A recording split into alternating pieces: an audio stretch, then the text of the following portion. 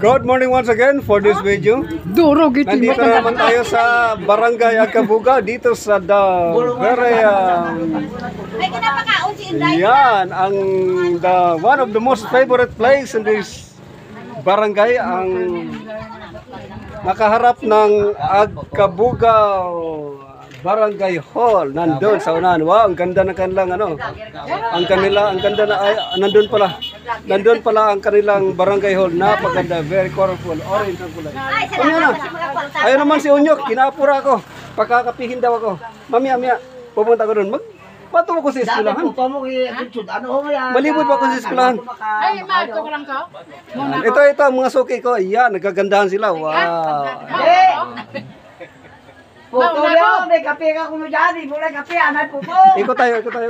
Nagtago ang aking ang classmate ng aking asawa, nagtago sa haligi. Mauna ko? Ano lang. Ha? Mabas lang? Oo. Apurado tong kaibigan ko, apurado. Mamaya na. Punta ka lang doon. Wala pa, malapit na.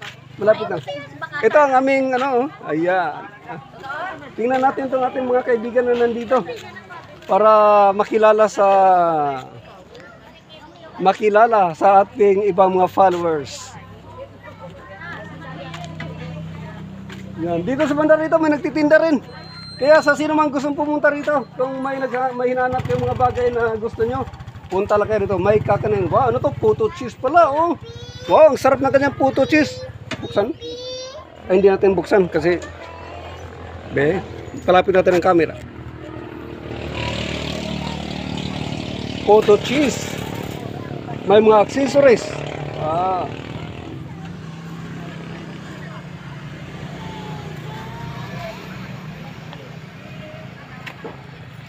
Gala tayo. Konting silip sa kanilang daycare center.